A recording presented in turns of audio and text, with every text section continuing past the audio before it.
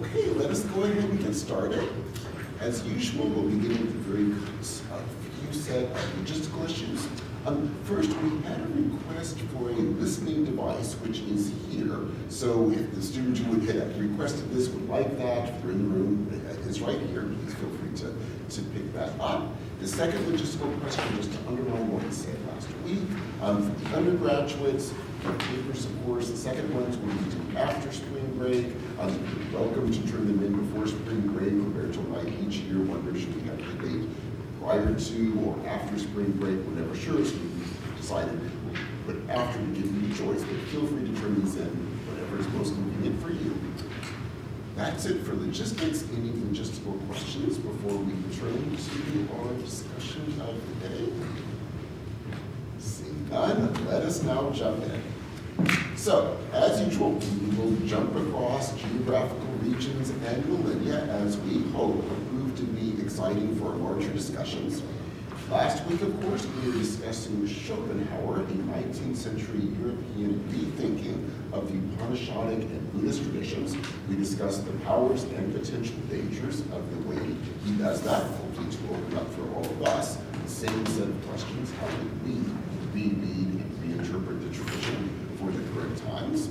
We now will jump back to the Christian tradition and look at rereadings and reinterpretations of the Christian tradition, looking at critiques that emerged against what we were discussing 2 weeks ago, and pointing toward next week where we will continue that discussion to ask how could we now perhaps do a better job in these rereadings. To give a bit of background to this, which in this case will be more of an underlining of points we made before to introduce our current discussion, we have been focusing on the Christian tradition, of course, on two major themes: love and infinity.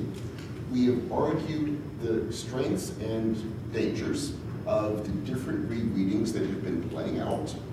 One that we focused a lot of time on in 2 different weeks, albeit in somewhat different ways, was the rereading that begins in the 17th and 18th centuries in Europe, where love and infinity are reread by a series of thinkers in terms of ideas that will ultimately play into what we have come to know as liberalism.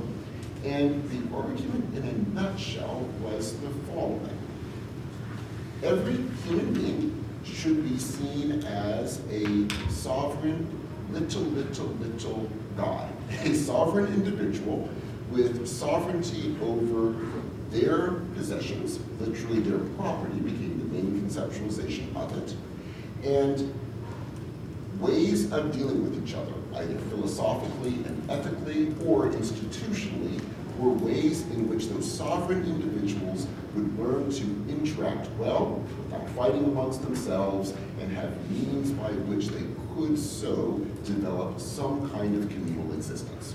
As we noted, these arguments in the 17th and 18th centuries were usually put in the form of a state of nature argument, the argument being in distant antiquity, sovereign individuals were battling over limited resources, endlessly killing themselves, and then the various ideas that the philosophers of the 17th and 18th centuries were arguing for were posited as an attempt by those sovereign individuals to end the wars and learn how to relate well to each other.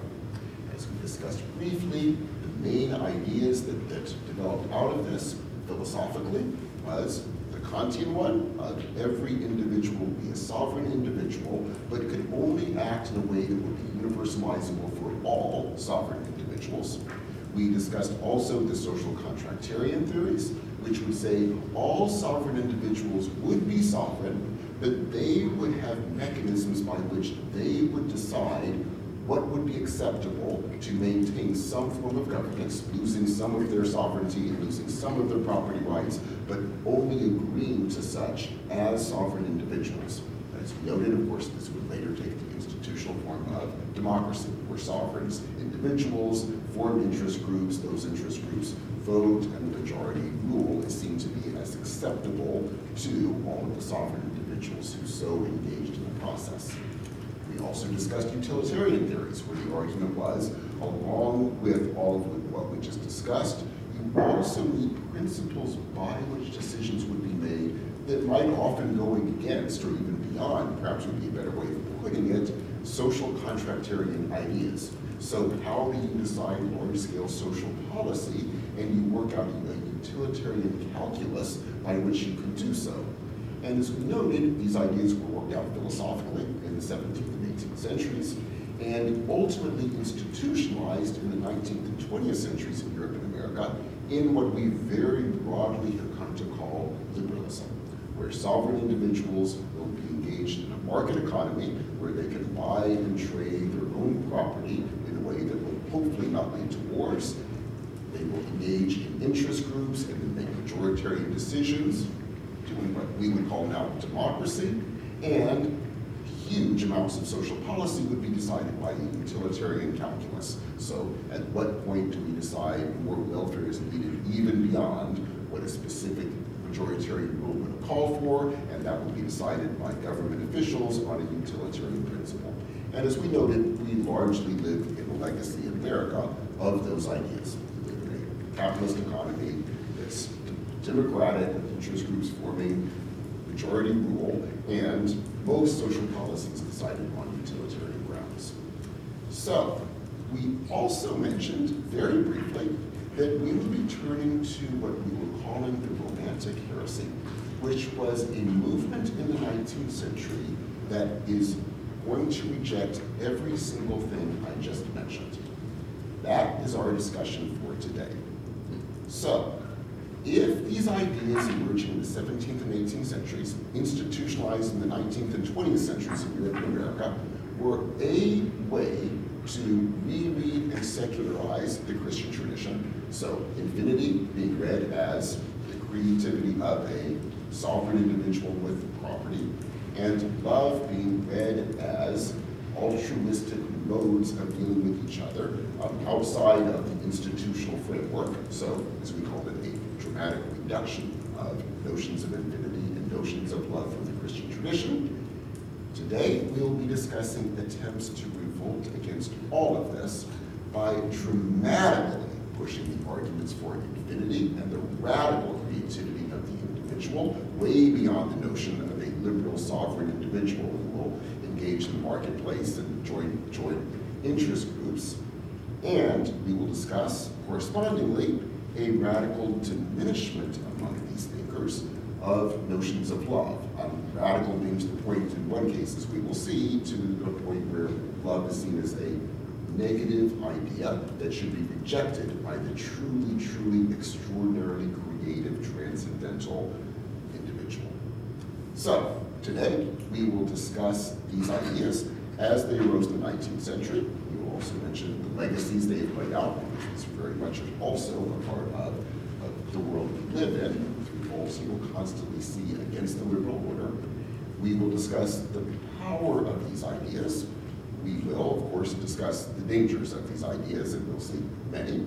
And then next week, we will ask if there is something powerful about these ideas of radical nonconformity and radical self-realization, and if we've seen dramatic dangers in the way that is played out in the 19th and 20th centuries, could we ask how we could reread all of this yet again in a way that would maintain the strong visions of infinity and radical creativity and radical nonconformity, while not rejecting the importance of love, but actually somehow embracing it. So that is what we will be doing over the next 2 weeks. And to introduce our discussion for today, we have given you two seemingly very different figures, Emerson and Nietzsche. I suspect, not to put thoughts in your mind, feel free to push back when we get to our open discussion. I suspect one of these, say Emerson, you probably found very powerful. I suspect the other, Nietzsche, well, you certainly found powerful, but probably in a very chilling way. We are combining them, however, because they give you different ways of articulating this attempt to really radicalize notions of nonconformity. And Nietzsche, of course, read Emerson, as I'll be discussing momentarily, and saw himself as, in a sense, radicalizing his ideas. So hopefully it will be for us a very helpful juxtaposition. So to frame this, let me say a few words about each intern, in chronological order, of course, and that will be helpful because Nietzsche is the one that will take these ideas to such an incredible extreme, which can be both chilling but also helpful for us in terms of thinking through the powers and dangers of this moment, and then that will help push us toward our discussion next week. So, let me begin with Emerson. Emerson is often described, and I think justifiably so, as the great philosopher of America.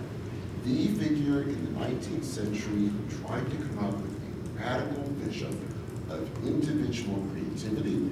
Individual, as we will see, the key term for him, genius, and it has become an incredibly important text, inspiring much of the powerful literature, philosophies, and as we'll see later, briefly, religious movements in America, so an incredibly influential figure. Many of you might not have actually, however, read Emerson before. For being an incredibly influential figure in America, he is not often read, and there are many reasons for that, and it's often the case that great thinkers are not actually read, and so one of the goals of this course is to say, let's read these great thinkers.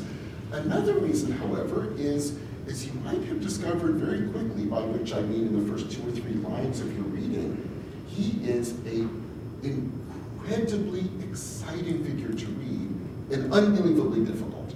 So let me say a few words about what he's up to, why he writes in the way he writes, and what happens when you actually do what we're asking you to do, which is to actually read him. So to begin with one of his key terms, Emerson wants us to become geniuses. That is his term. He thinks any of us is capable of becoming a genius. We're not born a genius. This is not a medieval vision of an innate aristocracy born with talents that the rest of people do not have. We are all capable of becoming geniuses. He thinks, however, most of us fail to do so. And he will write rather disparagingly about those of us who fail to do what he is calling on us to do. He will refer to them as the masses. He thinks they have just, in this fundamental sense, failed, and he sees his work as an inspiration for us to become geniuses. That leads to the obvious question, what for Emerson is a genius? Yes? I'm going to remind the class that Emerson, despite this reference to the masses as conformists, was called by John Dewey the most influential American philosopher, the philosopher of democracy. Exactly. And this is key. I mean, Emerson's goal is to call on the masses to become geniuses. And much of what John Dewey was doing was to say, how do we create an educational system that will do this? So that will actually not just inspire people through incredible writings, but will hopefully train individuals to in fact live up to this ideal. Yes.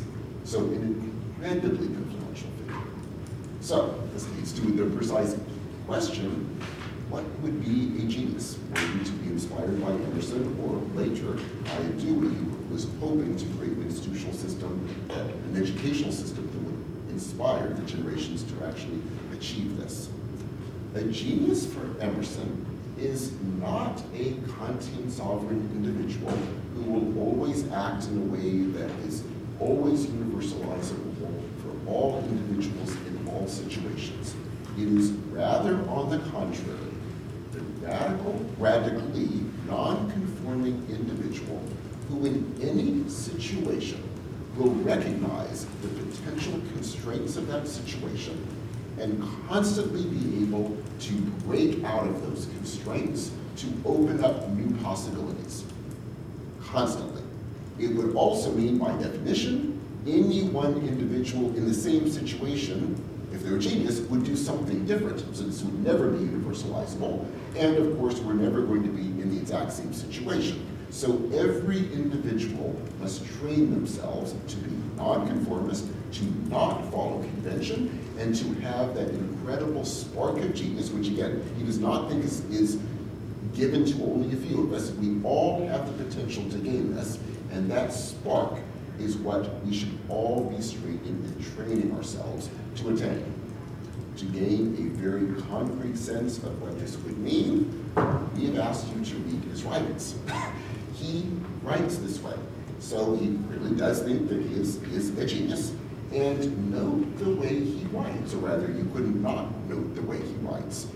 Were you to have entered this thinking, okay, yeah, time is tight, I'll read the introduction and see what he's going to say, and read the conclusion to see his conclusion, and just flip through the middle point to see how he gets to his conclusions, you undoubtedly found that that was a total disaster with Emerson. When you probably next thought, okay, I guess I should read this from line 1, you probably got equally lost almost every other line, and that's part of the point.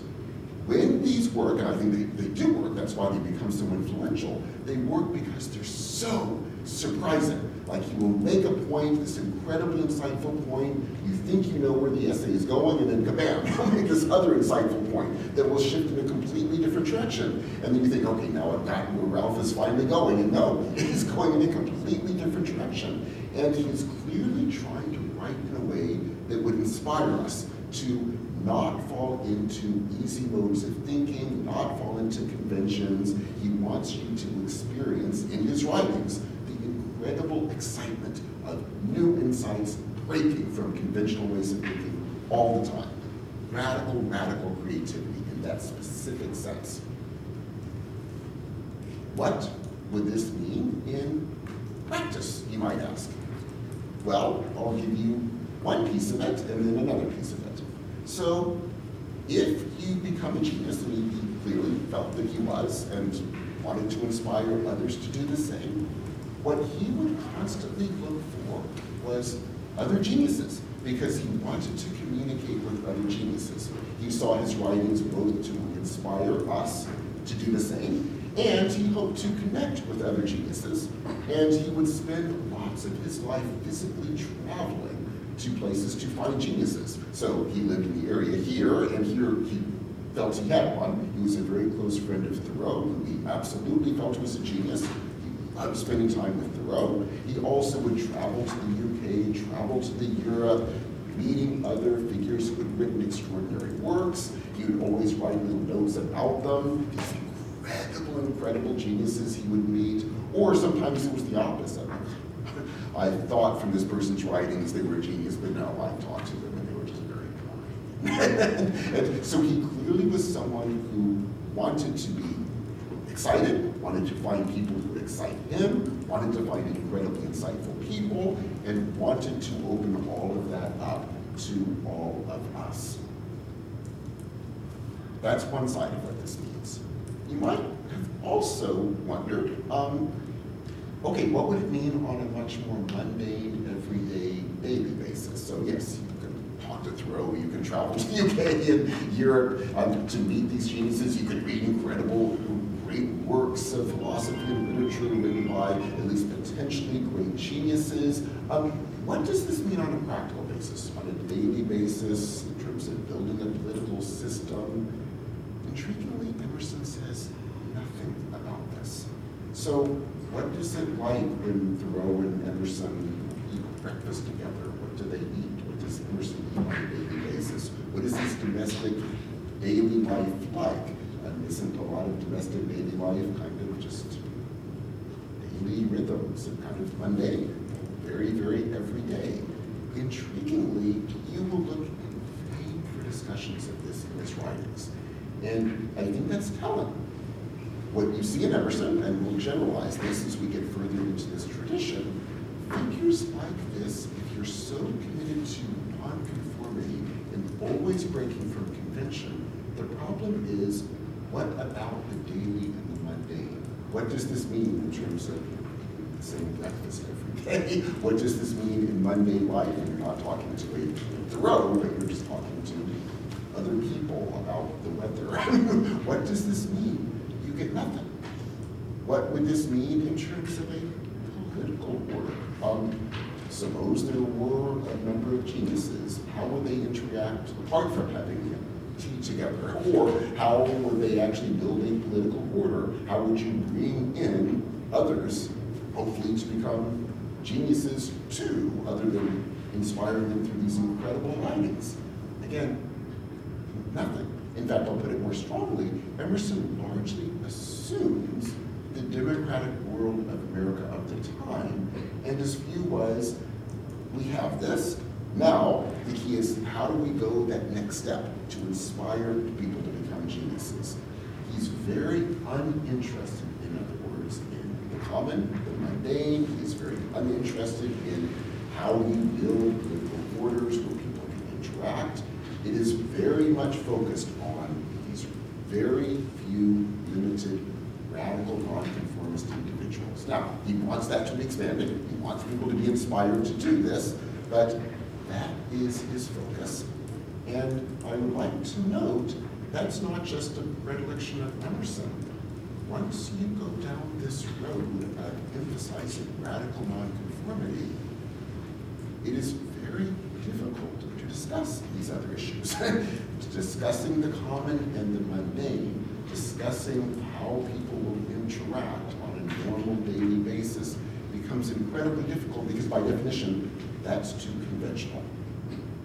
This is something we hinted at a few weeks ago when we were discussing other romantic thinkers. This plays out over and over again in the early romantic tradition. If you think of Lord Byron, all of these figures, they all have these incredible, radical lives. They all have to die young, and they kind of have to because you can't then go on and have normal domestic life because then you're ceasing to be the radical nonconformist.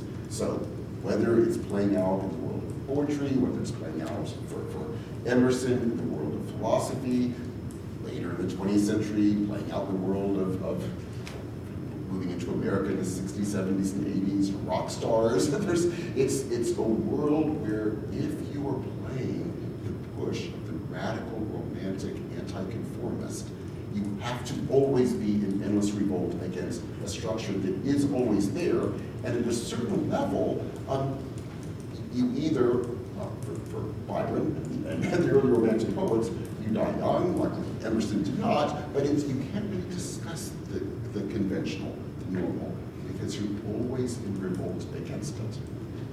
We will come back to that, but before we do, let me continue the narrative to the much, much, much more radical figure, Nietzsche. So Nietzsche did know about Emerson, only talks about him twice, so didn't write a lot about him. However, Nietzsche loved Emerson. Nietzsche absolutely thought Emerson was a genius. We'll see Nietzsche will use a different word, but he thought Nietzsche thought Emerson absolutely was one. And Nietzsche saw himself as continuing the tradition of radical nonconformity of an Emerson. However, Nietzsche, unlike Emerson, will write in a way that won't simply be trying to break us out of our conventional way of thinking, although he most certainly will do that. Nietzsche will also give an entire genealogy of what he is doing, why what he was doing was, in his mind, prevented from occurring for about 2 millennia, why suddenly you're getting people like Emerson and himself, and his argument about where this should go in the future. That genealogy absolutely involves things like Christianity, but the genealogy Nietzsche gives is a little bit different than the genealogy Roberto and I have been given in this course. So let me give you Nietzsche's genealogy for where his mind, nonconformity, is coming from, why it was blocked, and why people like himself and Emerson are now finally becoming possible again. Nietzsche's genealogy goes along the following lines. In the pagan era, in other words, the pre-Christian era in Europe, he's thinking of Greece and Rome, you had these incredibly grand, noble figures. He means this is a very good way in his mind. Figures like Achilles, these incredible warriors who simply through their power and nobility could stride the world. In his case, of course, he was a warrior, but he would stride the world not being held back by lowly conventional ethics, not worrying about lowly morality. He would simply be this extraordinary noble figure. And that was true, Nietzsche claims, throughout much of the early Greek world, throughout much of the early Roman world, these great noble figures simply lived life fully. That, for Nietzsche, came to an end. It came to an end with the rise of Christianity, which, according to Nietzsche, he's a ragged thinker, so if you didn't finish the reading, you're like you're sitting down. So the argument is, what Christianity was a religion of pure resentment. Those who were unnoble, the lowly, looking up at these extraordinary noble figures who they knew they could never match. And what they came up with, on the contrary, was an entire religion of resentment, a slave morality, he will call it. And in the slave morality, all of us are equal. He does not mean this in a good way, as you can already getting a sense for. All of us are equal before this thing that they called God. And under God, there can be no virtue of grand individual nobility. In fact, on the contrary, to be a good Christian, according to Nietzsche's reading, we must all accept a slave morality. We must all embrace virtues of things like humility and bowing before things supposedly greater than ourselves. As you can see, Nietzsche thinks this is horrible. And it gets worse, because for 2,000 years, Nietzsche said, people believed this horrible slave morality that held back the great, grand individuals that could have been emerging, but they were prevented from doing so. And now, finally, in the 19th century, in his reading, we have the break. A break that ought to be wonderful, however, humans typically are failing to live up fully to what it could mean. Finally, in his mind, people are thinking that God has died. For Nietzsche, this is wonderful, because if God is dead, everything can become possible again, including, most importantly for him, as we will see, the emergence again of great, noble individuals striding the world. However, according to him, in this genealogy, sadly for much of the 19th century, humans have not lived up to these possibilities because they have simply recreated Christian ethics, again, he means this in a bad way, in a secular form. Things like liberalism, socialism, all of these isms that again reduce what the individual can be. In liberalism, they can only be bourgeois property owners, period.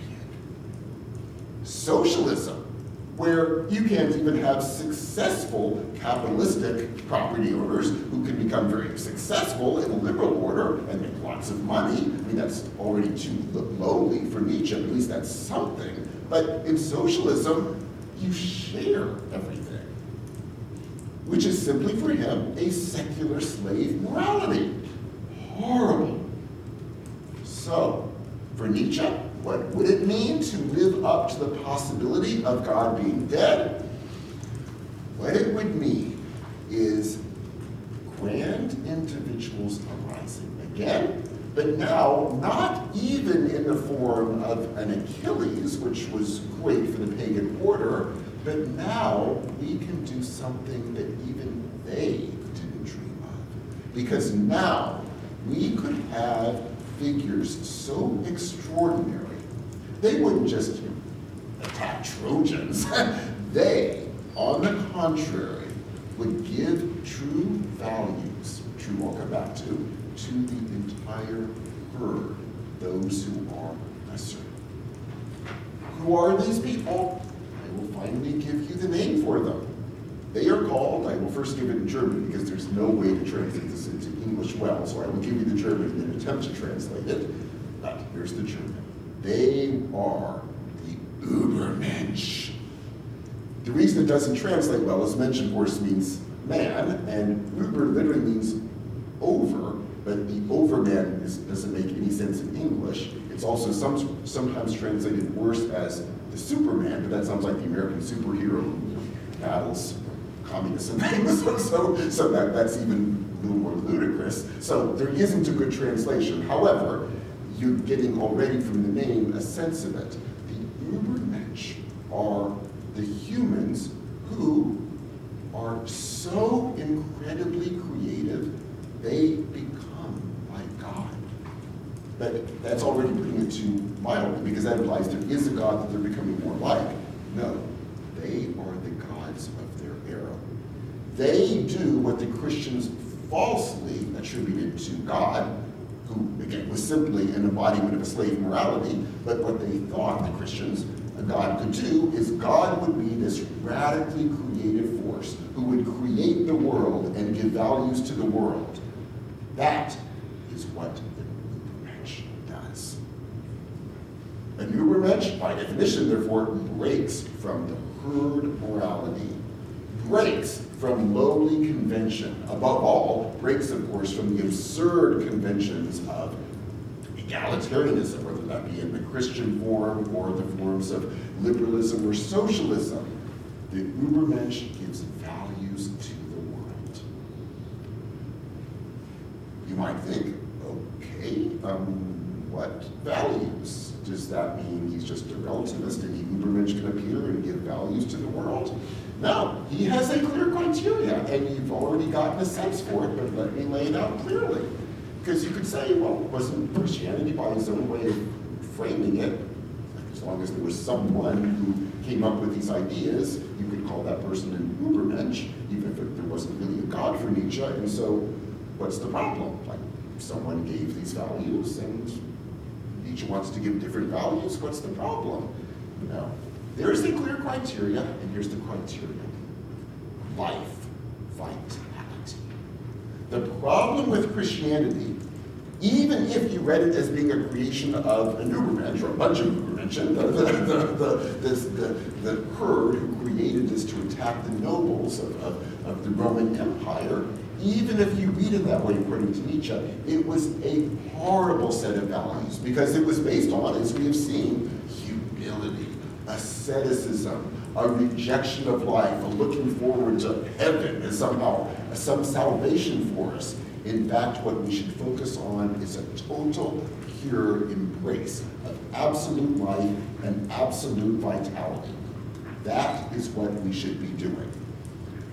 Who are the Übermensch of the day? Well, again, there are only two references, but he clearly thinks Emerson is along these lines. But he's got another one in mind. You don't have to read too carefully between the lines to see Nietzsche clearly thinks he is an Übermensch. He clearly thinks he is going to give values to the herd, those of us who are not Übermensch. These will be great values because it will be an embrace of radical life and vitality.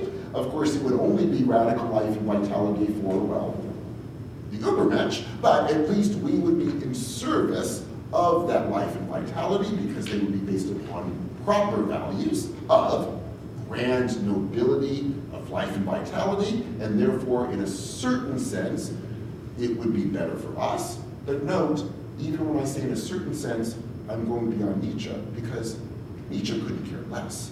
If you are truly an Übermensch, you don't care about the herd. That's their problem. They're the herd. They follow you. You are the Übermensch. This is what Nietzsche is arguing.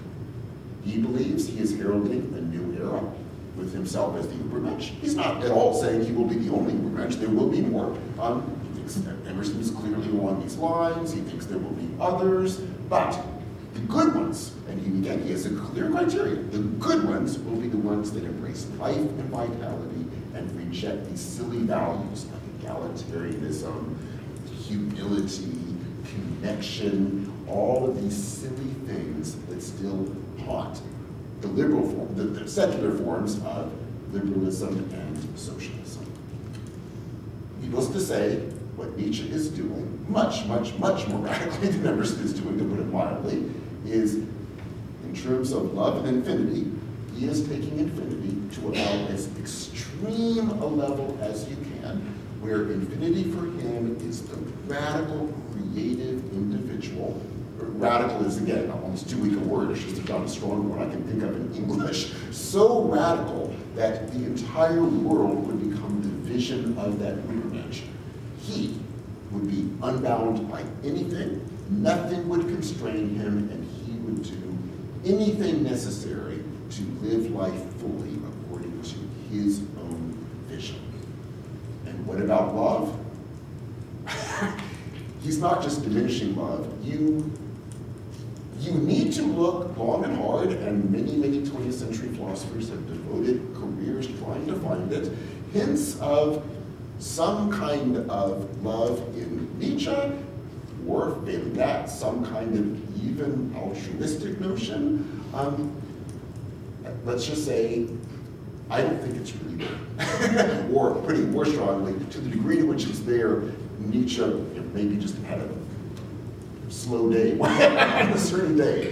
He does not think we should worry about love, either in the Christian sense or even in that, as we were calling it, highly reduced form of altruism. To him, this is part and parcel of a slave herd morality. Reject it. Now, we asked what Emerson's ideas would mean in terms of a political order, and we said Emerson isn't going to really work it out. He's assuming a democratic order, but for him the key is you assume that, and he's just calling for people to become much, much, much more radically individualized and nonconformist than they currently are in America. Nietzsche, again, I'll use the same word, a little more radical. He does have some words for democracy. Unlike Emerson, who assumes a democracy and wants to increase the individualism and nonconformity, Nietzsche hates democracy.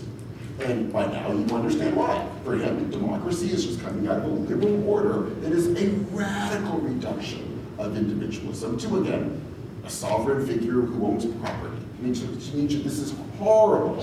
And then to have a democratic order based upon these sovereign individuals forming interest groups and then voting. I mean, to him, this is horrible. It is a rejection of life. It is a rejection of vitality. It is a radical diminishment of what we as individuals ought to be. He hates democracy, and as we've already seen, he hates socialism. He hates all of these secular versions of Christianity based upon different ways of reading love. What would it mean? Well, it wouldn't be, by definition, a single political order, but the general vision of it would undoubtedly be clear. It would be some kind of unbelievably hierarchical order, not in terms of an aristocratic world of ranked hierarchies. Hierarchy meaning there's an Übermensch and there's the herd. And by definition, it would not have institutional constraints. Certainly if you could constrain the Übermensch by definition, it could not have any kind of institutional framework that could in any way limit what the Übermensch would do. And those of us below, if there are institutional arrangements, they would just be creations of the Übermensch to work out his values, but they're not done to help us because an Übermensch should have zero interest in loving us, the herd. How has this played out historically? Well, there is a very famous way that it played out, and we should talk about it. Not that I'm going to claim the figure I'm about to mention was giving a full, careful, accurate philosophical reading of Nietzsche, but there's a reason he was reading Nietzsche and not, for example, Kant. The figure I'm thinking of, and probably most of you know, is Adolf Hitler. Hitler loved Nietzsche. We have, chillingly enough, Hitler's library, and his Nietzsche volumes underlined, little notes on them. Yes, yes, yes. He loved Nietzsche. Now, again, I don't want to imply what Hitler did was a full instantiation of Nietzsche's ideas. To give the obvious example, in Hitler's rereading of Nietzsche, he is not underlining the many, many, many places where Hitler will strongly criticize things like German nationalism. So Those don't get the underline. So I don't want to apply Hitler equals Nietzsche, or going the other way, that playing out politically what Nietzsche is saying would necessarily get you to Hitler. But I do want to say, there's a reason Hitler's reading and underlining and making very happy notes, very excited notes to Nietzsche, and he's not doing that again to Kant. And the reason I think is what we have seen. You can imagine Hitler reading this, thinking, yes, I am the Ubermensch. I am going to build a Nazi order on life and vitality. You might think, but wait, it's a war machine in which unbelievable numbers of people are being slaughtered. By Nietzsche's own way of thinking, that's not the problem. It's life and vitality for the Ubermensch and those within the Ubermensch's world that he has created. So from Hitler's point of view, it's life and vitality for me and my followers. That life and vitality will involve an absolute embrace of war. And Nietzsche, we saw, he loved the martial values of the nobility in the pagan era. So from Hitler reading, again, he's not noting all of Nietzsche, but some aspects of Nietzsche. From Hitler's reading, he's the Ubermensch. He will create a world of life and vitality. Yes, it will be a war machine, but that will be part of the life and vitality, and he will destroy those of us not part of the Ubermensch's, in this case Hitler's, vision. Now, again, there is much in Nietzsche that could be used to criticize what Hitler did, but I do think there's something worth thinking about here and pausing about.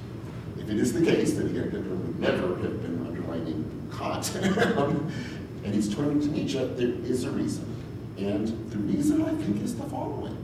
Once you take these themes of nonconformity to the incredible extreme that Nietzsche will take them, about as far as you can imagine any human being taking these sets of ideas, it gets you to a world that, well, Nietzsche lays out very clearly, where the Ubermensch is the God, giving values to the world.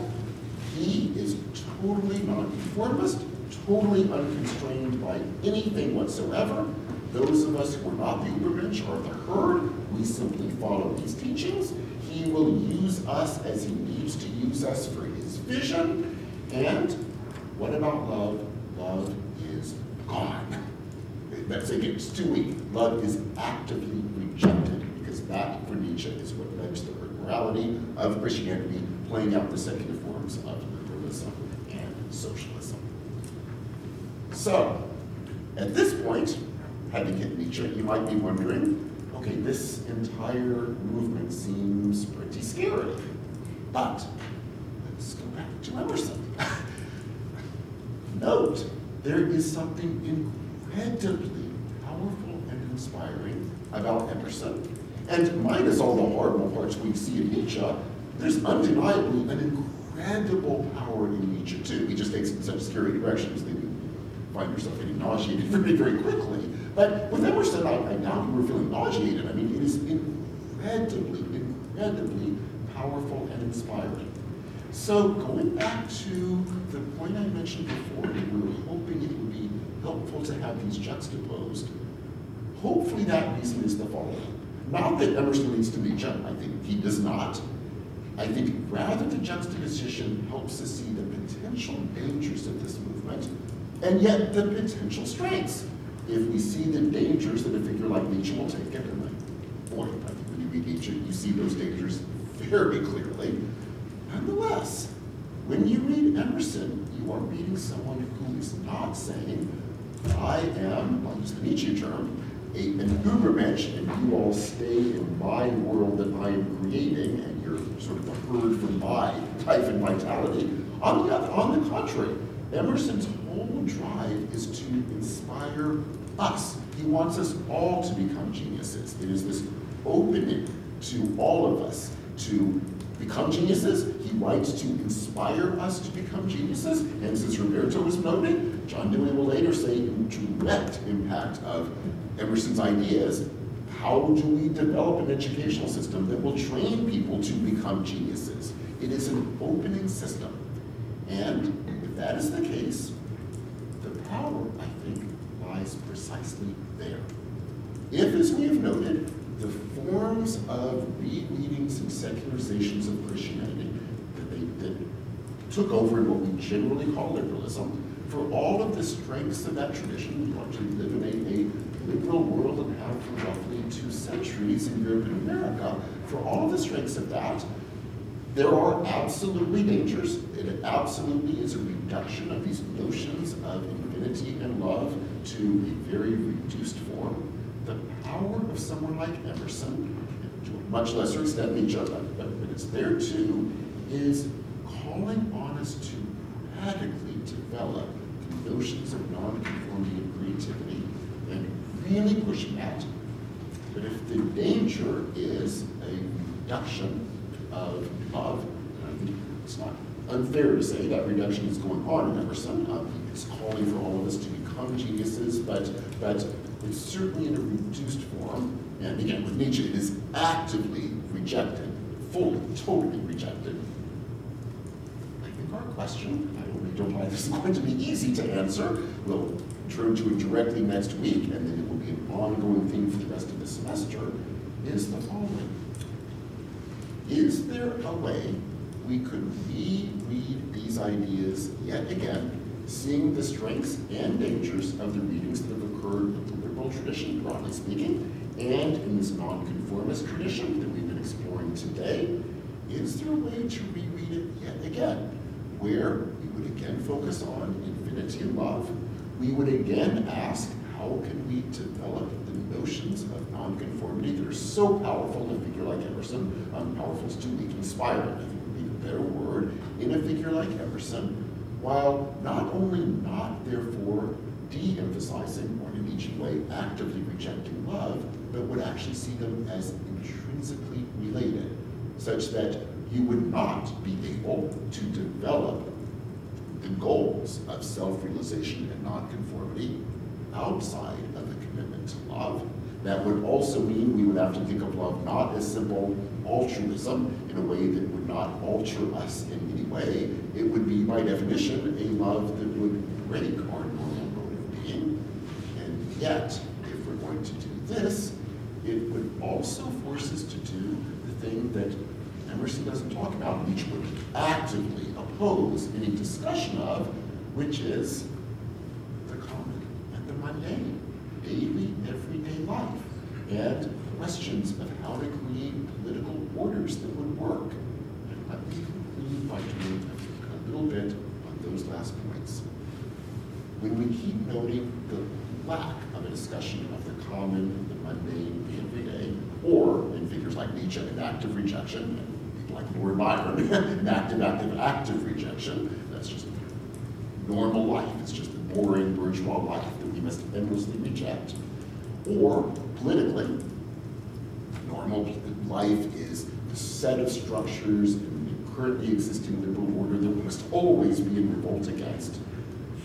If you take it that way, it means you create a world where, ironically, given the figures we're talking about, but I do think it's true, where the nonconformist is forced to put on a kind of armor, because they can't ever do mundane things like talk to people in mundane ways, have normal relationships, have political systems where you actually do have institutional forms that you're working with.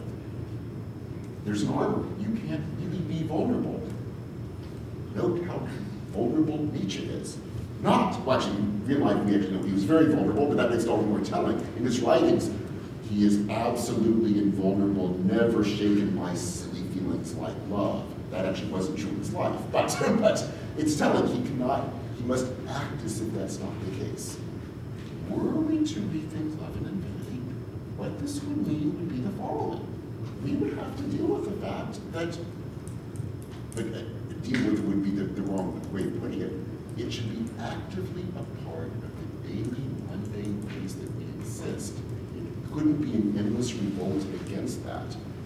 It could not mean an endless revolt against any institutional order. It means we would actually have to ask concrete questions like, how do we uniform structures in which we can work, but structures that are constantly open to change and alteration as we communally work through how to alter them. In other words, nonconformity linked to love and linked to the endless reworking of structures. It would mean, getting back to Dewey, we would have to actually think, how do we build institutional systems of education? How do we design classes and build classrooms in which people are being encouraged to do exactly what Emerson was doing, but it would not mean everyone would necessarily become a genius and limited view. It would mean everyone, ideally, would be being inspired to connect with each other, work with structures and institutions that would ever be changing, but you would have to be committed to changing, not just endlessly revolting against them. It means the structures are unchanged. You're just revolting and then dying. I mean, you're actually reworking them. In other words, putting this all together, making it sound even more impossible, but that's part of the goal. How would we rethink love and infinity in a way that would not only bring them together, but bring them into our daily mundane life, bring them into a reworking of an institutional set of systems, educational, political, etc., where we would constantly be open to renegotiating and altering those structures, and yet we wouldn't just be endlessly revolting against them because that leaves them unchanged. We would actively be changing them. Could we do this?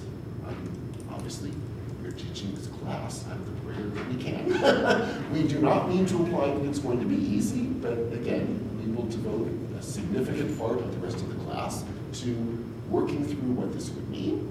And just on that slight danger you might think, it's not going to be that difficult, Michael, I'll go ahead and tell you right now, we're going to make it more complicated. Because in 2 weeks, well, actually in 3 weeks, so next week we will do the beginning of our rethinking of love and infinity. Then we have spring break, but that following week, we will turn to the third major tradition. We will again jump back to this era of prophecy. We will look at Confucius's attempts to develop yet another very different vision. We've seen Christianity, we've seen Buddhism, we will look at Confucianism. There we will see a project that's built from day one on connection. So it's not a question of how do we develop non-conforming individuals that are also connected. With Confucius, it will literally be the opposite. It's how do we think of connection from day one? Everything is relationships, and it's all about forming, generating better relationships and how we build political, educational, and daily life out of that vision. And then our goal, as we're discussing these themes I was mentioning, is we will be putting the two of these in constant dialogue, not searching for some kind of a synthesis of the two, but rather saying, what are the powers of each of these? Where we see a limitation of the one, what can we learn from the other? How do we use that other to critique the previous one? How do we use that one then to critique the other one? And how can we continue to develop the powers, we hope, of rethinking all of these traditions, not simply by looking historically at how they've been developing and how we could continue that work, but now actively putting them together, not joining them together in harmony, but together in the sense of debating across them and what new possibilities will that arise for us, I mean. And I will simply stop by saying the following. We know when you signed up for this class, when you saw the syllabus, you probably guessed it was going to be a bit radical. You're probably getting this sense now that it's going to be even more radical than you probably feared when you saw that syllabus. However, we teach it for a simple reason. We are committed to the idea that there is no way we are going to come up with answers to any of these single-handedly. It can only be done collectively. So I will simply say thank you again for being part of this class. We very much look forward to the second half of the class, where we will actively be doing this work of trying to reconstruct these traditions, put them together, and ask what new possibilities will that open up for us going forward. So thank you, and let us now begin that by opening up discussions and dialogue. We go back to the class. Let me make a few remarks in the service of an attempt to explain the relation between this discussion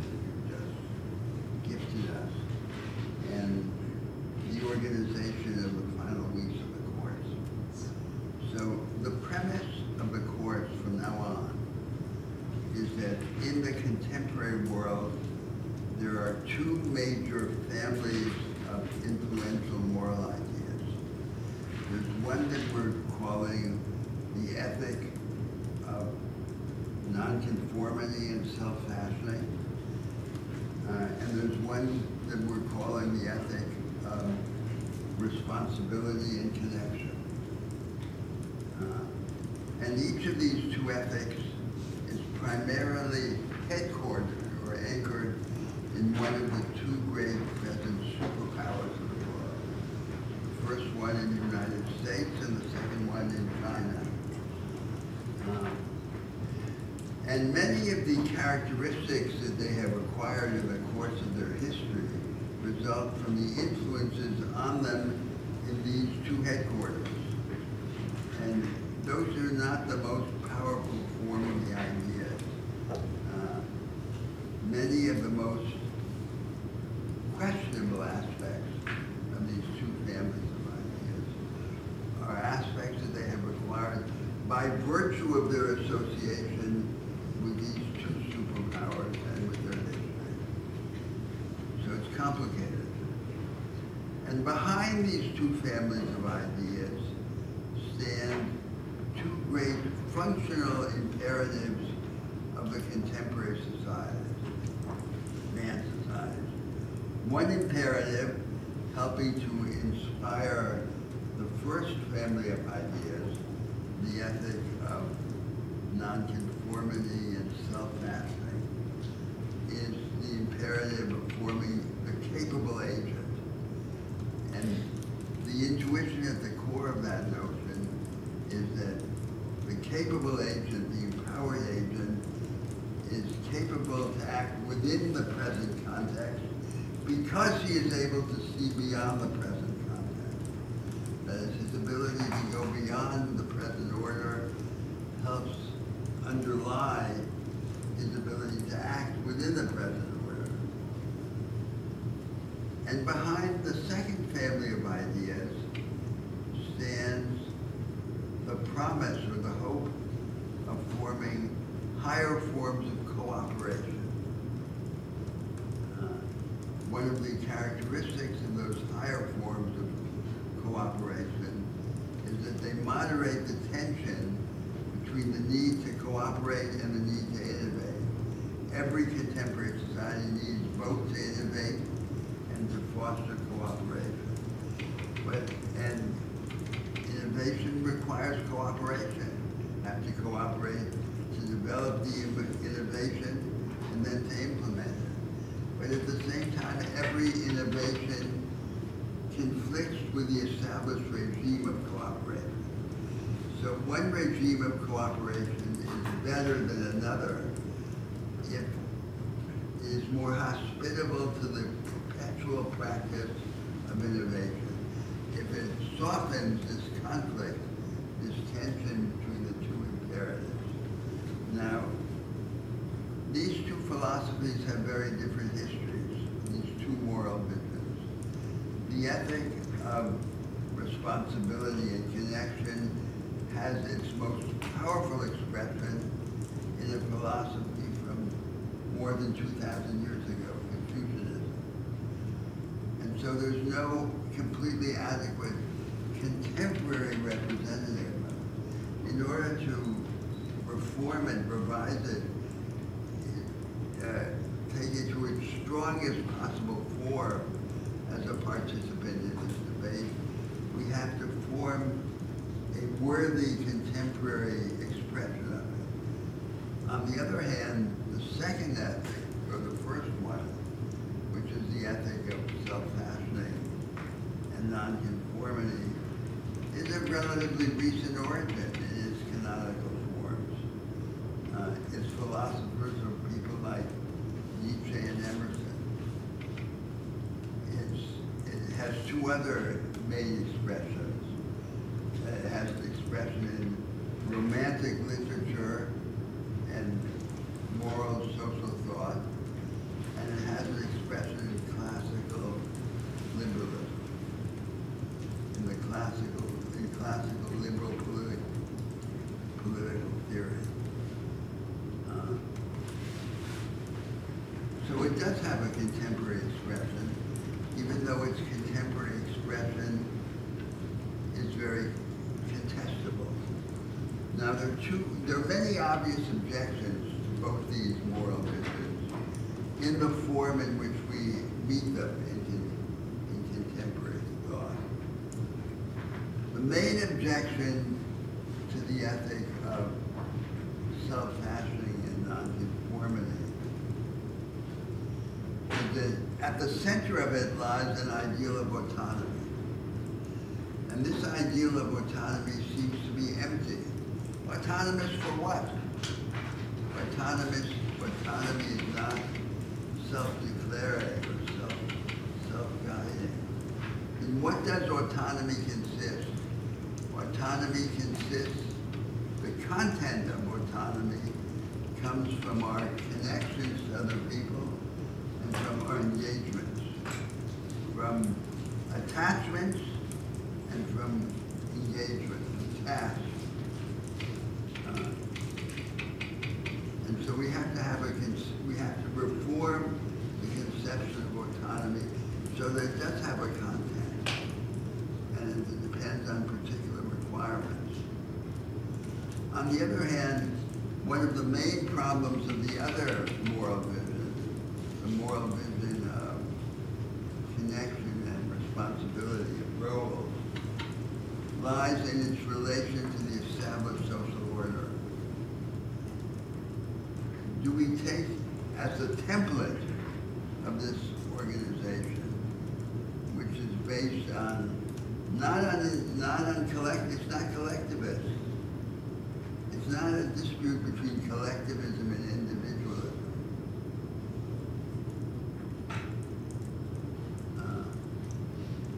The ethic of connection and responsibility puts at the center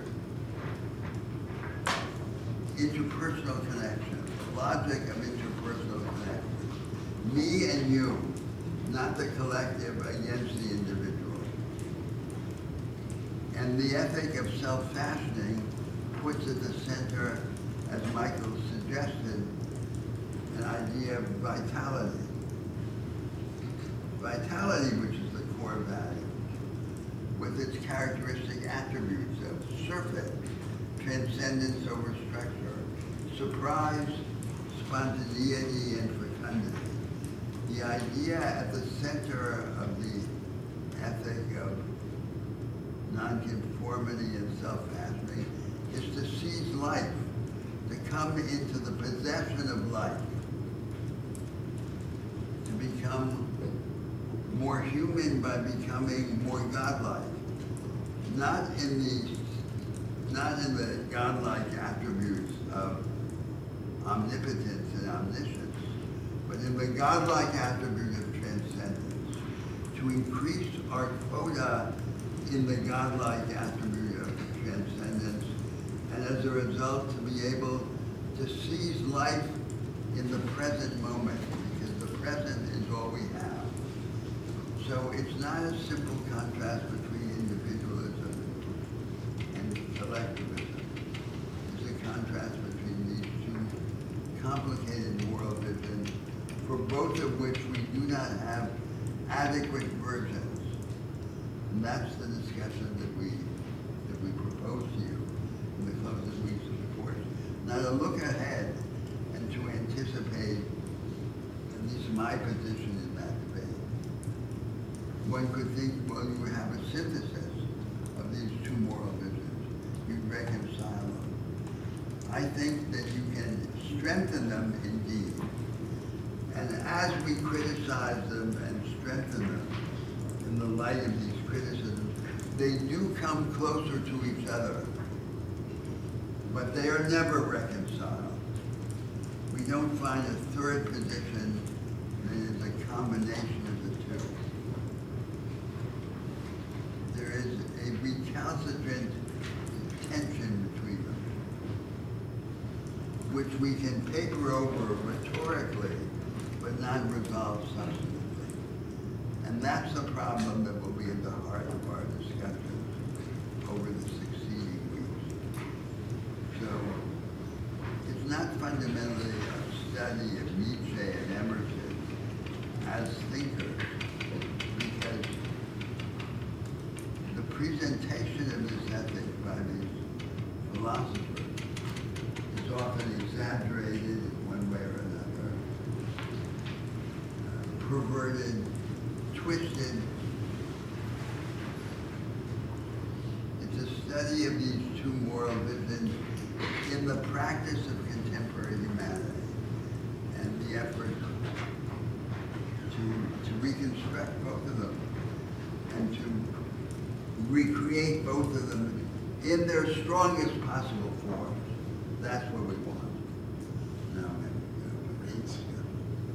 Let's open this up. As always, small, detailed questions or grand questions, comments, arguments.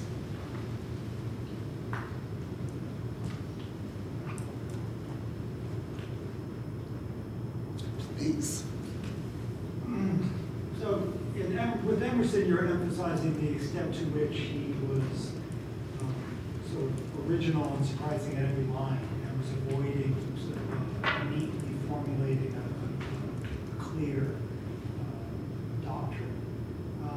Many read Nietzsche the same way. Yeah, I So agree. if you read across Nietzsche's writings, you Yep. see you are surprised at every page. Definitely. All kinds of inconsistencies. So, but you're inclined to read Nietzsche's putting forth a doctrine, a set of doctrines.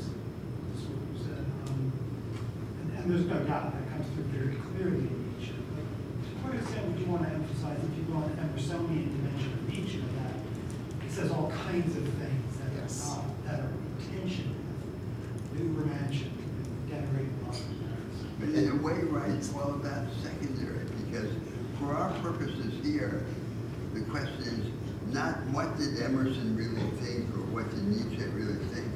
The question is, in what form are these ideas more serviceable to us? So our task is to take a position in these contemporary moral debates. Our interest is not philological or historical.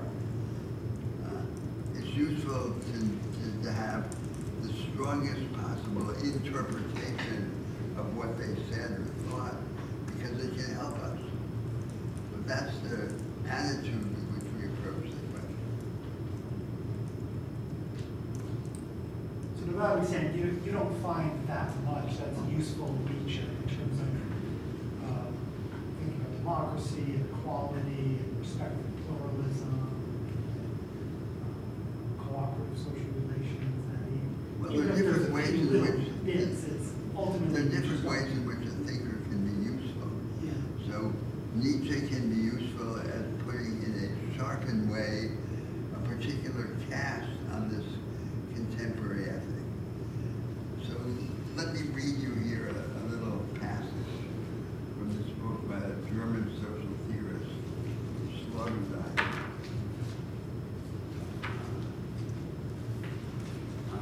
on this. He's talking about the Nietzschean idea of self-affirmation, of the exceptional, of the genius, from the standpoint of a hero, a contemporary idea of a hero. And here's what he says.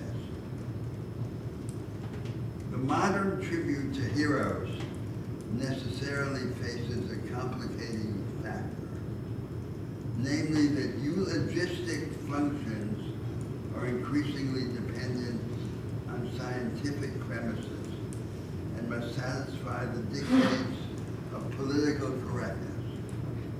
Nowadays, you always have to have in view the side effects of each tribute and to calculate the angle of refraction of indirect self-enhancement. But the main rule is that all eulogistic remarks have to be ontologically correct, and that no claims are made of actual interventions from transcendence into immanence. The leeway for boasting shrinks. The strategy of indirect self-celebration in high culture hits the investor with ever greater costs and diminishing narcissistic returns. Summing up the state of affairs is the term humanism, such as ethicists use it today. To all speakers, it suggests the return to a carefully considered sort of self-affirmation that is only barely distinguishable from medium-level depression. So what he's saying is that that's what happens in practice to all this pseudo-heroic stuff, right? It is interpreted in this way, which he's calling medium-level depression. It's not what it seems to be. So that's just one little example of how these ideas are less triumphalist, in fact, than they appear to be. And one of the invitations then to engage with the transformation of these ideas until they have a more credible form.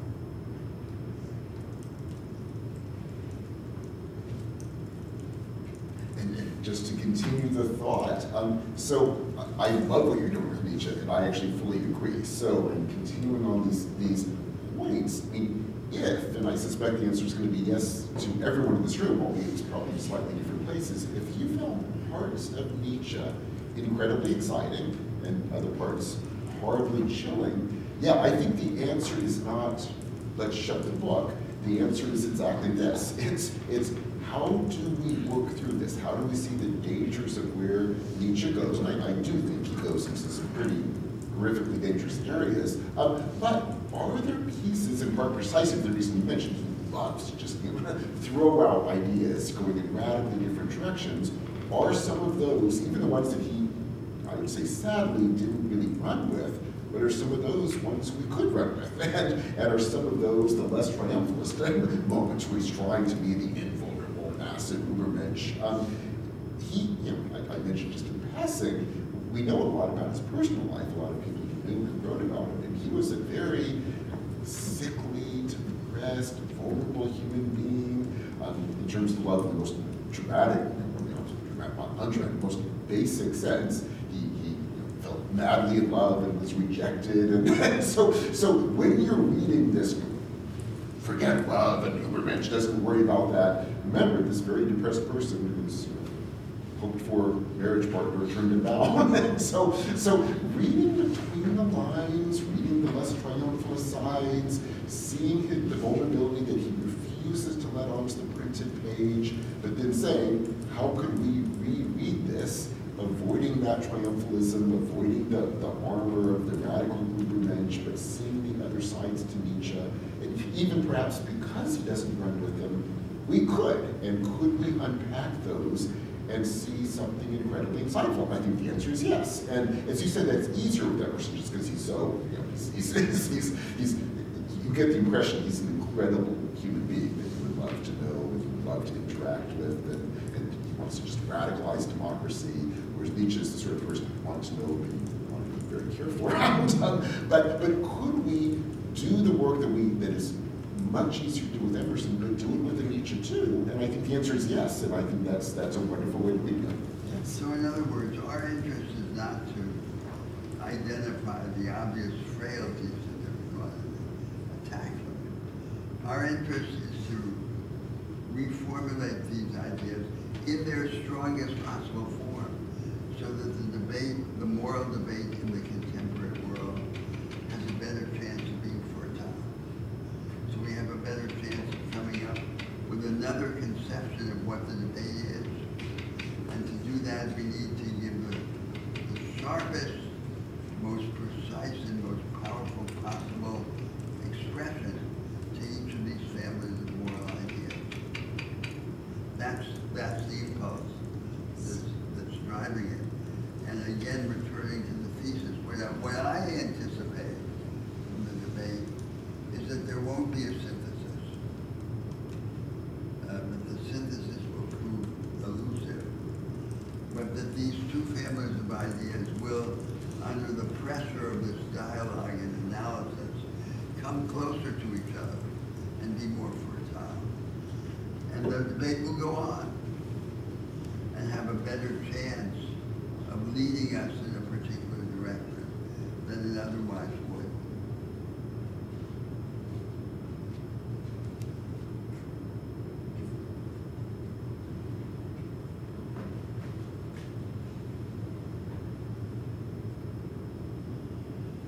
Please.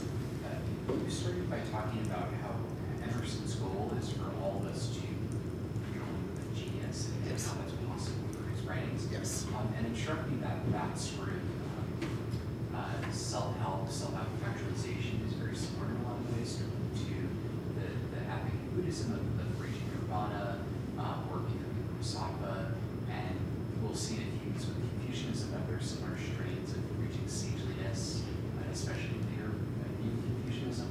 I was wondering if you feel that this is a similar ethic emerging out of the same anti-caste, anti-hereditary impulses that we can see in other traditions as well, sessions. Yeah, absolutely. And one of the key reasons that we keep going back to this moment, midway through the first millennium BCE, when a lot of these ideas are being first formulated, and then the sort of rereading of them in the first and second centuries of the Common Era, is, I think, precisely for the reasons you mentioned. So what is going on across Eurasia throughout that period, so roughly 5th century BCE through something like the 7th century of the Common Era, these two moments particularly explosive. And I think you're right. I mean, what is going on across Eurasia is it's a complete breakdown of these older hierarchical orders that, again, it lasted 2 millennia. I mean, incredible, with Bronze Age religions based upon these hierarchies. And when they begin breaking down, I think you're right. There is a similar concern underlining all of them. So you see this in Greek philosophy, you see in Judaic philosophy, later in both cases reinterpreted into Christianity and later Islam. You absolutely see it in Buddhism, you absolutely see it in Confucianism, and their later rereadings too. And in all of these, I love your way of phrasing it, so I'll just pick up on your terminology. There's this absolute commitment to say, number one, why is it as human beings we can somehow live in unbelievably horrific orders for millennia and not notice it? In all cases, there's a commitment to saying part of this must come down to mundane ways we live our lives, where we just fall into, in each of these traditions, we use slightly different terminology with some significant implications, so I'll just use the broadest terms I can, following on the lines of the question. We fall into these patterns that we tend to take as natural, that allows us to simply come to see an aristocrat as being better, a commoner as being lower, and that just becomes the world we live in. They're all concerned with, number one, why that occurs. They're then concerned with how in the world we can break out of that and become something better. They're all committed to the idea that we all, at some level, are equally capable of doing it. And there's an absolute commitment to the idea that it's not just those tiny few high-born aristocrats who can do this. There's an absolute commitment that everyone can do it. So why don't we do it? But therefore, concretely, what do we do to achieve this? The view, absolutely, continuing on your point, is that by somehow breaking through both these common mundane patterns and the larger societal forms they take, we can do something extraordinary. There you begin to see the differences, exactly as you said. What would that mean, and what sort of a breaking are we talking about? And that's where you get to begin to see the intriguing differences. So I agree, it's what makes the comparison possible is the fact that they have incredibly similar sets of concerns arising at the exact same time period of history, and give or take a century across Eurasia, but basically the same time, and similar concerns, similar time frame, and all at a later stage get reread in ways that sort of recreate these hierarchies, what we've come to call the Middle Ages, and now you're seeing at least, what we hope, a potential of reopening a question of how to reinterpret these yet again. I think you're right, it's the deep similarities of all of them that makes the comparison possible, and then of course, it's the differences of how they articulate, how we break out of these patterns, what it would mean, what we'll be trying to do, where you get the really difficult, but we would say very powerful philosophical questions of how do we wrestle with the fact that they will take us oftentimes in ultimately very different directions, even though, as you said, coming from a very, very common set of concerns. So let me take your remark one step further. These spiritual revolutions that produce the present world religions occurred 2,000 years ago. And the question raised, are they just a past event? What about us? So the premise of our discussion is that the gates of prophecy are never closed. The gates of prophecy are always open. And what then would be the form of prophetic innovation in our own time? And what would be the content? How would the content differ, and how would the method or the form differ? So again, the question concerns us. It's not a historical curiosity, although historical interpretation is relevant to what we're doing. It's not what's guiding our undertaking. What's guiding it is the interest in the profile of a religious revolution now, given the present situation of humanity. And then these questions have to be related to what I call this revolution that has consumed the world for the last 300 years. The fate of that dominant project, which has the political side of liberalism, socialism, democracy, and the personalist side of romanticism and the worldwide romantic culture. And so how can this attempt to reignite the religious revolutions in another form, in another age, with another language, be related to the question of the future of the political revolution, which is now bogged down, this dominant agenda, which remains the dominant agenda, but which is at the same time paradoxically weak as well as strong, because its supporters no longer know what its next step should be on either the political side or the personalist side. So we're trying to address that question obliquely by addressing the question of the form and content of the religious revolution now. And we're doing that by trying to acquire insight from the study of the past. But the leading question is not what did they really think, Nietzsche and Emerson, or the Buddhists and the Christians. The leading question is what about us? What should we think, given what has happened? Just to underline the point, I mean, right now, needless to say, but it's worth emphasizing strongly, the big global debate is really between liberalism and these populist right-wing authoritarian movements, period. And our view is you have got so many possibilities where humans have developed these extraordinary visions of what you're possible of, what you could do, and why in the world isn't the debate ranging across these extraordinary ideas that open up incredible numbers of possibilities? And it's chilling that we're at a moment in history when we can read across the global traditions. We can see the way these global traditions have developed strongly or dangerously, but that's very helpful to see too. And what we could be doing in terms of rethinking these traditions right now for the present moment to open up possibilities ought to be extraordinary. And instead you see this incredible delimiting of the possibilities to essentially, well, two. And even each of those is thought of in very restricted ways, to put it mildly. And part of our hope is to say, if great thinkers and great movements have been developing extraordinary ideas that we have access to for 2,500 years. Let's work through them, let's think through them, and let's look at that historical record in terms of, as Roberto said, not physically what happened, but how were those ideas reread, redeveloped, reinterpreted, institutionalized in ways that are powerful or not. And either way, what can we learn from that? And going forward, what could we do to open up new possibilities yet again?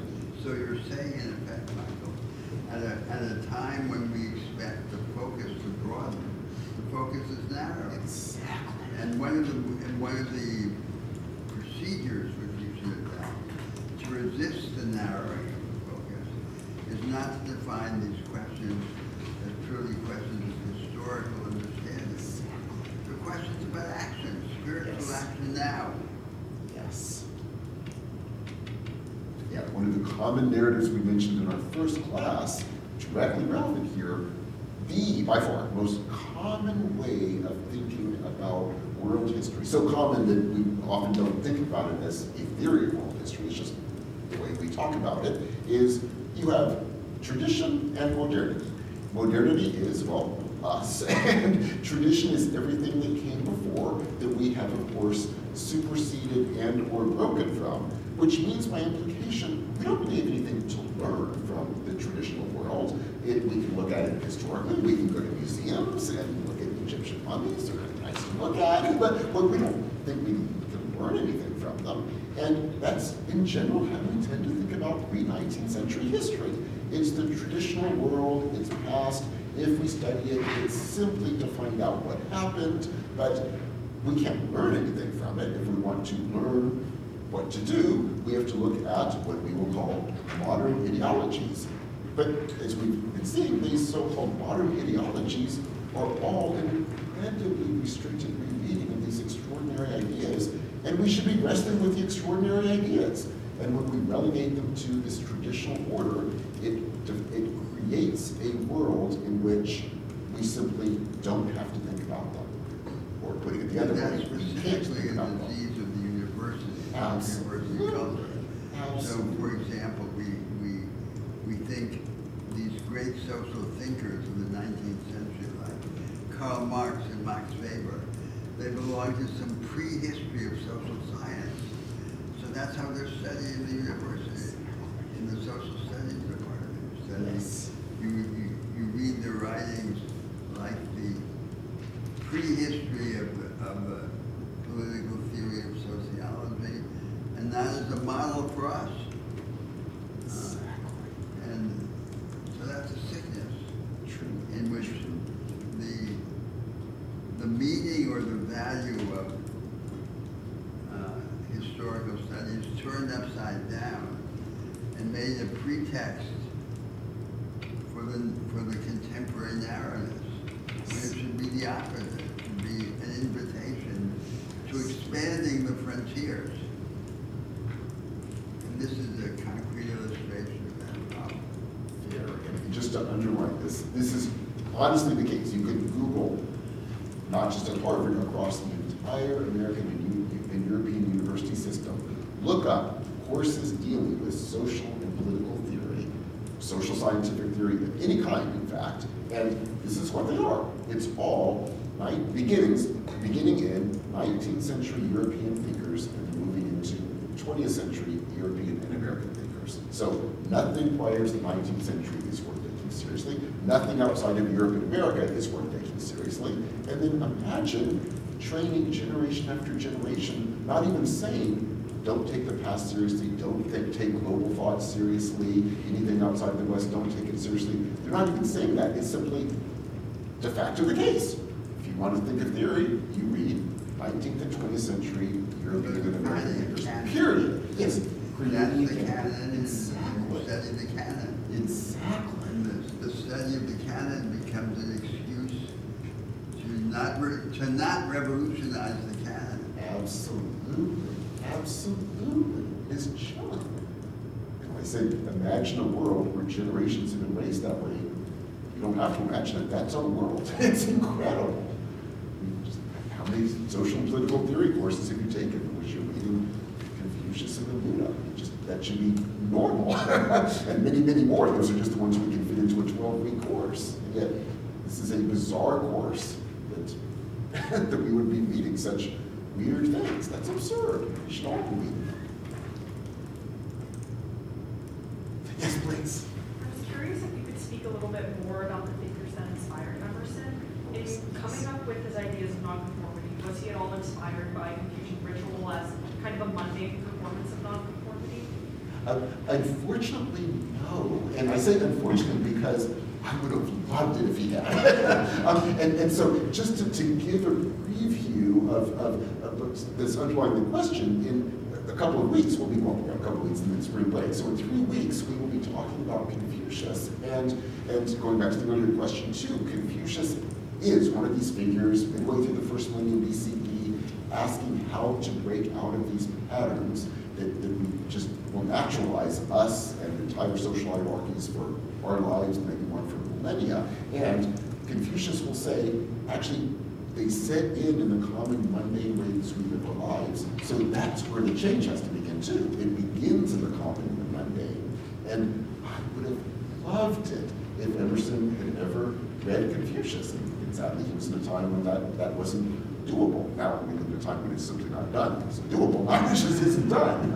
But in his case, that wasn't available. These texts weren't translated. But had he read them, truly, there's no question he is a brilliant figure.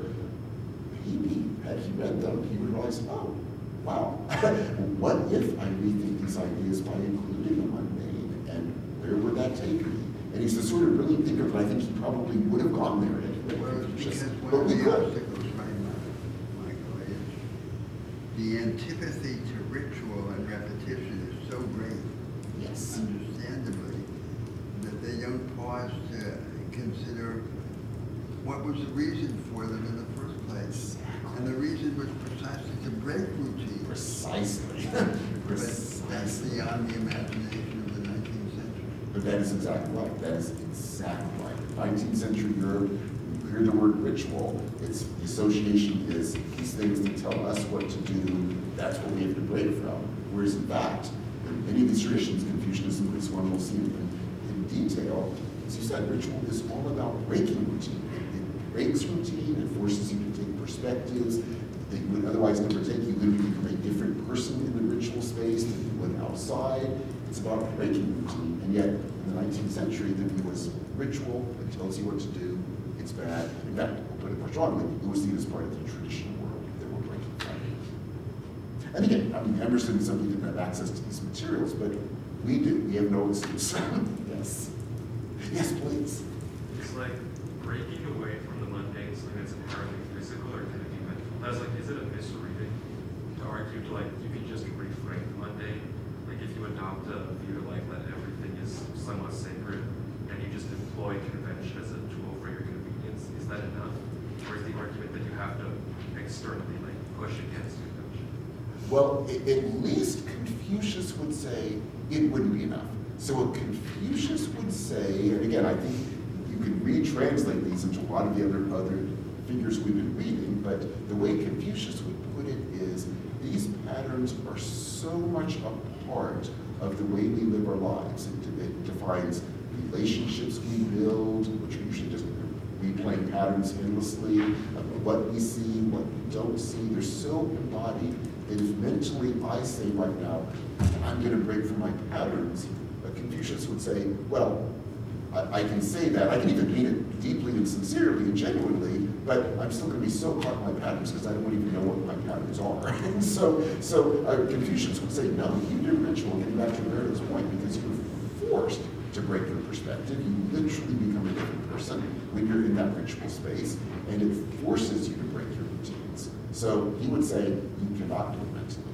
It's a great idea to try, but you'll almost assuredly fail because these patterns are just so much a part of our very being at this stage. Yeah, we'll see in 3 weeks in detail how he will make that argument and bring it into discussions with leaders like Emerson, which is going to be, again, this whole second half of the class, that will be one of our key goals, is to bring these together, again, not to join them in a synthesis, but together to battle them off against each other, to see what one can learn by bringing them in juxtaposition. Yes, please. How does Emerson distinguish, define intuition with ego? Does he have like specific standards on what is like, what the inner voice is like defined? Yeah, in a totally good way. Oh, so the question was, does Emerson have a discussion of where this intuition is located? Is it located within an ego? What would be, in a sense, the psychology of Emerson that allows this intuition to be possible? And in a very good way, and I'll make this in contrast to the way I mentioned how influential Emerson has become, but in America, we like to think we're good Emersonians, we're going to disagree, I would say mistakenly, on the point I'm about to mention with Emerson. In answer to the question about Emerson, no, and I mean that in a wonderful way. So for Emerson, do we already have an ego within us that because of the ways the ego works opens up the possibility for intuition? He never goes there.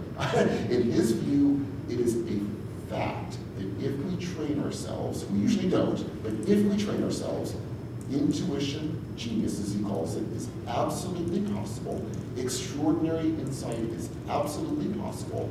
And I think there's even a hesitancy in Emerson to say too much about what our psychology is that allows that, because I think he's worried, and understandably so, that could limit us in some way. And the reason I prefaced my remarks in the way I did is note the way these Emersonian ideas play out in America by many people who, again, have never read Emerson, but sort of think, yes, we're great Emersonian individualists. And yet the standard American way of phrasing what Emerson was calling for is we will say things like, well, I should always look within, find my true self, love and embrace my true self for who I am, and if I do that, that's how I can refuse to bow before convention, that's how I can stand up to societal norms, because I will follow my true self. And we usually don't use the word ego, but the implication would be, if we used it, that true spine ego should simply be my true self and not be taken by social conventions. So the claim that we are radical individuals breaking from convention is usually framed as finding my true self and not letting my true self be corrupted by the conventional order. Now, Emerson would hate that. There's a pedagogic simplification, right? Absolutely. Because the disruption has to be learned. Precisely. The only way you can learn something is by imitating. Absolutely. But Emerson says imitation is suicide. Yes. So there are a Yes. series of conventional propositions that close off the Exactly. pedagogic path Yes. toward this higher form of social practice. Yes. And I think that's absolutely true. So in terms of a true self, Emerson would hate that because it would chain you to something that you think you were at birth. And yet, Emerson also, and we'll discuss this in depth in 3 weeks when we get to Confucius, he takes out what should be the pedagogy, one would think, for accomplishing what he's talking about. And so getting back to the heart of your question, when you read Emerson, one of the huge questions one's always asking is, he's clearly stunningly brilliant, unbelievably insightful, and calling on us to be the same. But of course, there's the obvious question, okay, how? How do we achieve this? And as Roberto said, he cuts out the answer because he won't allow himself to talk about things like the everyday, the repetition, the training, because somehow that will be limiting the intuition. But of course, that's how you get there. It's all based upon in our mundane daily lives through education and training ourselves to begin to become able to break out of our pattern mode of being. And yet, he won't talk about that. He won't give us He doesn't believe his own basis. doctrine, right? Exactly, that's exactly it. He doesn't want obsessional repetition, but his style is obsessional repetition. It is absolutely. The same tropes keep recurring, the same stylistic moves. Exactly. And that is so true. I mean, we only assigned 2 of the essays to give you a sense of just that incredible mode of writing. It is true. If you read a lot of Emerson, yes, he does the same sorts of things over and over again.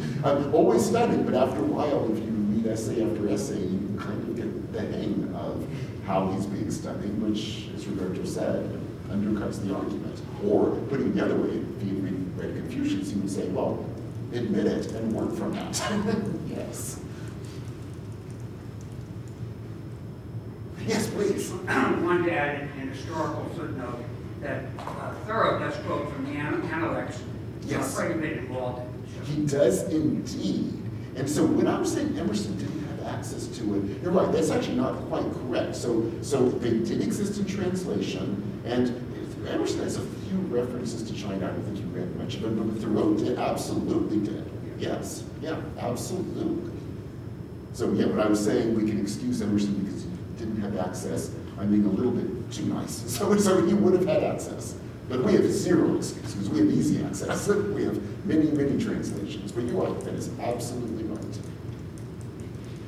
Please, yes. A different question, which is, isn't it sort of a paradox that this first family of thought about self-mastery was very related to, or transcendentalism was an outgrowth of that, and transcendentalism actually created a lot of social capital Yeah. in terms of social and economic justice, abolition, women's rights, education. I mean, they were very, very involved in their society. Very, very. And the answer is absolutely. And so, here too, how do we build on this, and what allowed that to be possible, and how do we avoid the dangers that it plays out elsewhere in the tradition? I think that is exactly right. Well, it's also true that this radical social justice component did split the transcendentalism movement. Absolutely, absolutely. But yeah, the fact Not that just people, on that, but on the accumulation of social capital, yes. association, capability, the relation between American individualism and American association.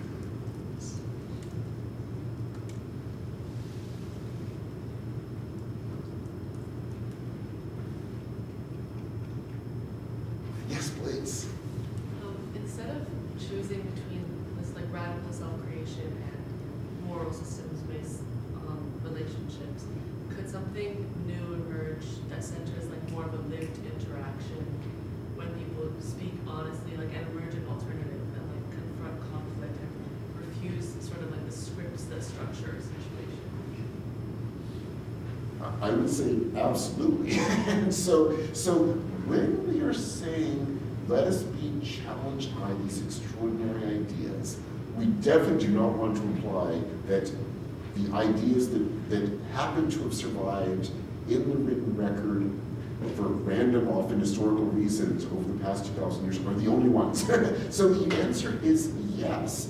And the vision you're laying out, is that a development of Emersonian ideas with Confucian notions of connection? Should we posit it as something radically different? Is it coming out of yet another tradition that we haven't gotten to mention in 12 weeks? The answer is it could be any and all of those. And so, yes, it is absolutely possible for us right now to come up with something that either has not existed yet in world history, or might have existed in Etruscan writings that we can't read. Absolutely. And so, yes, we don't mean to imply that all of the ideas that could be thought have been thought. We just want to bring these to our attention, saying they're stunning, they're incredibly challenging, let's wrestle with them. But definitely, we don't want this to close off the possibility of imagination. Our hope is precisely to open it. So it's a long way of saying, short version of absolutely yes.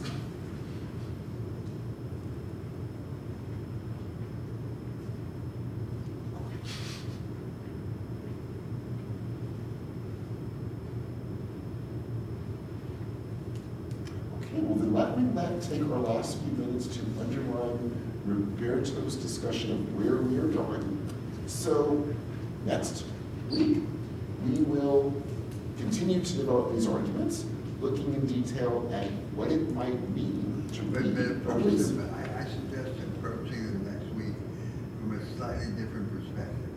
Instead of putting Emerson and Nietzsche at the forefront front are these traditions, these two more contemporary moral visions, and how they characterize their conceptual architecture and their presuppositions Yes. as positions. Yes. And to underline that, yes, so the goal will not, so we have thus far been asking, how have these ideas been reread? The next stage, hopefully moving toward this, but the next stage beginning next week will be with themes of love and infinity. How would we now reread these yet again, hopefully having learned from those rereadings we've so far So looked in at, other words, and I then think setting that- up the same with Confucianism. I think that the method has to be, first of all, to define the essence of each of these two moral visions. Then to identify their frailties, their infirmities. And then to redefine that family of moral ideas in a way that corrects those frailties. Yes. So then we end up with an augmented or revised version of that position, which is the candidate for inclusion in our later debate. Yes. In the spirit of saying, we want to take the strongest possible version of each of these positions. We do not want a battle of straw men. Yes.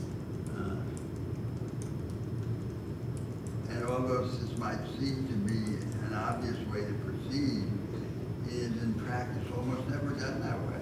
Absolutely. Absolutely.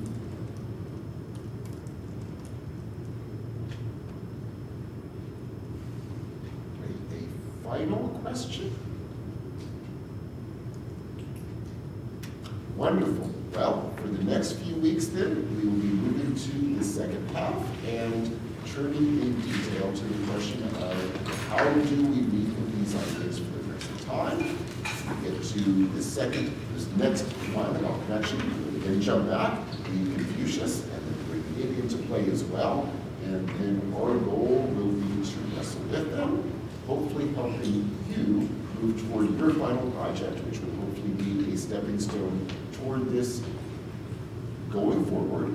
One final logistical thing I will mention, so as you know, the undergraduates will by that point have done 2 small papers, all of you, so undergraduates and the rest of you as well.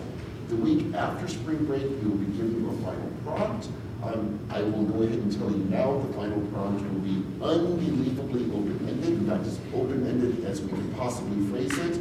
I'm only slightly exaggerating when I say it'll be something like, write about something kind of related to what we've been talking about. I'm slightly exaggerating, but only slightly. What we want you to do for that final project is continue this work of wrestling with these ideas.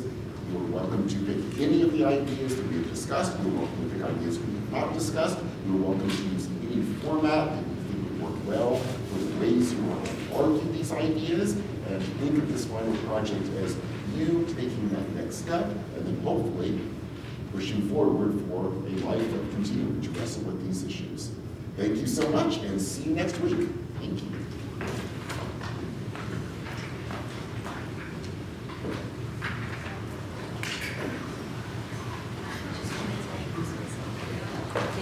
Oh, yes, yes. Thank you so much. This impression was wonderful. Do this class. Doing secondary philosophy.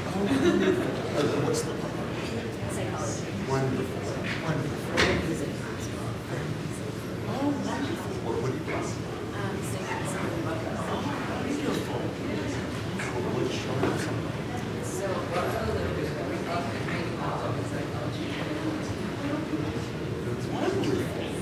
I love the.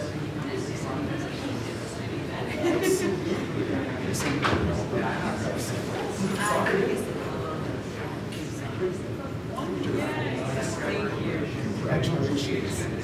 I'll share with you. Yeah, well, true. Please do. Please do. Can't wait to hear it. Thank you. Thank you so much. Hi, how are you doing? Good, how are you? I just have a quick question. Are we gonna have No, I'm we will have an anti-group, which is beyond my wall. So, oh, so see something like, okay, 15% credit for original idea, 13% credit for carefully structured essay. So no, we will do nothing of the kind. And we do that very intentionally to say to you, please feel free to not only think big, but use whatever format works for you. And so there could be detailed discussions of some specific text that don't have to think big.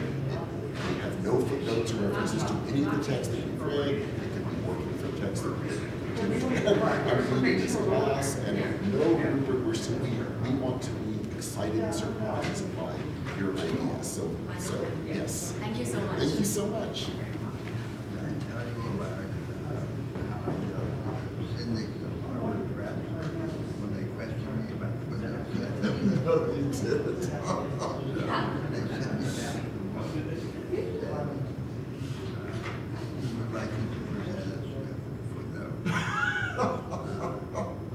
So I wrote them a little letter to the syndic. Thank you very much. Would the syndic kindly present me with a list of classic works of philosophy with footnotes? So I know how to proceed.